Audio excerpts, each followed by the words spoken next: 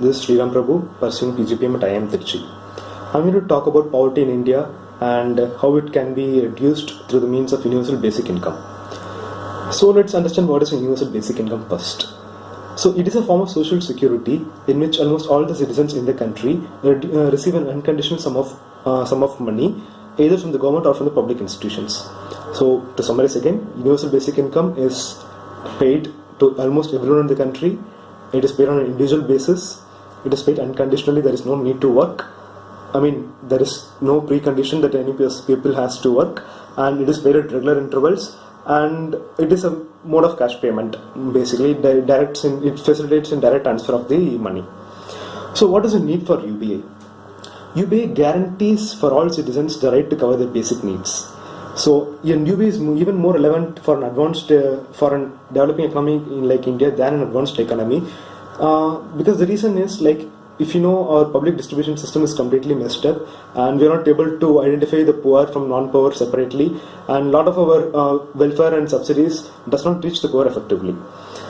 And also the poor people know what they want and when they need to buy it, rather than giving them subsidies directly. And also there is instead of numerous welfare systems currently in place, if you adopt universal basic income, like, it will be a single system, and we can do away with almost all the bureaucracy and all the cost involved, all the transaction costs involved in current welfare and subsidies, and all these costs can also be further added to the grants providing universal basic income. So in a nutshell, universal basic income provides equality, it provides efficiency, it provides common ownership of resources, it increases the dignity of power, it provides more employment opportunities, it provides more education to the youth, to the people in India, and it also removes the inter-regional inequalities. So what kind of UBA must we follow? There are actually two kinds of UBA. One is in full basic income, in which we replace almost all the welfares and subsidies through a higher universal basic income. But there is a lot of controversy in this, because we are not sure what are the benefits we should remove and how much benefit should we remove at once, and also what will the ceiling of the universal basic income be. These are the major challenges which we cannot compute directly.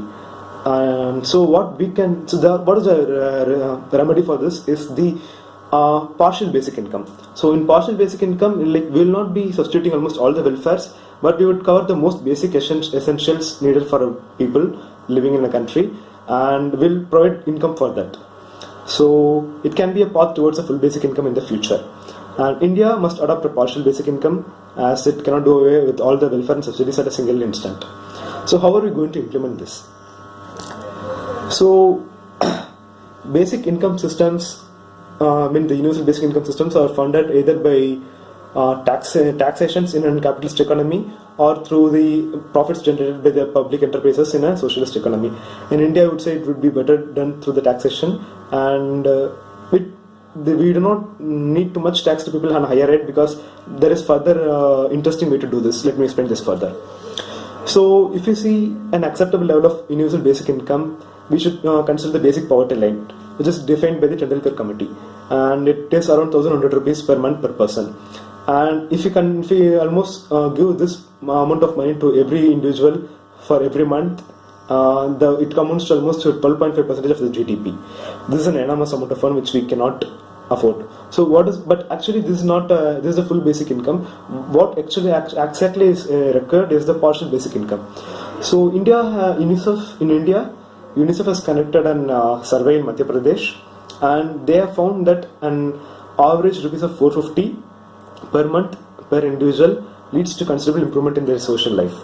So considering this 450 rupees, and considering household of 4 persons among and if you are paying this to almost every individual in the country per month, and it contributes to almost 5% of the GDP. So how are we going to fund this enormous amount of money? The first thing when we are giving universal basic income is to do away with the subsidies. Currently, the subsidies in different in agriculture, fertilizers, and almost railways, and every subsidies, if you include, it comes to around 4.2% of the GDP. And even if we remove the basic subsidies out of this bracket, like, we continue with the basic subsidies for the poor and remove only the higher, only the subsidies which do not directly benefit the poor, even then we will get almost 2.7% of GDP will be recovered through this through removing subsidies, and a further 2.7% will also be received if we can implement a flat GST structure and do away the subsidies over there, and also doing away with the corporate corporate tax subsidy of 0.5. Corporate tax subsidy can lead to another 0.5% increase in GDP. So with all this, we can say the 5.5% of GDP required to fund this universal basic income can be funded if we do the subsidies, if we go for an enhanced GST structure, and also if we remove the benefits given to the corporate taxation. So in this way, we can fund the universal basic income required for almost all the people in India. So, but what are the challenges in this phase in implementing this universal basic income? So one big challenge is facing out of the food related subsidies. We are not sure whether the farmers will continue producing at the same rate given if the subsidies given to them are removed. And the next challenge is the underdeveloped infrastructure.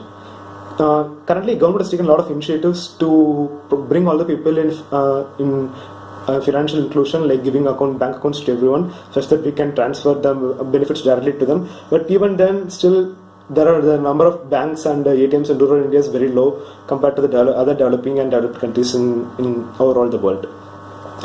So, but the biggest challenge is not these two. The biggest challenge will be the transition phase and the political challenge that arises out of this, because implementing UBI requires a lot of cooperation between central government and state government, and this is the criteria because we are not still politically mature to take up this. So it might take few years down the line until we get matured politically. And in the meanwhile, there are a lot of researches are being conducted in other nations, and India also has to conduct more research on its own to how better UBI can be implemented and how better we can reap the benefit out of this. So to conclude, I would say social policy and economic policy cannot be further separated, and universal basic income is one way in which poverty can be reduced and employment also can be improved because of reduction in poverty, and people can concentrate on other value-added activities like focusing on education and better job, which also leads to better output and increased GDP.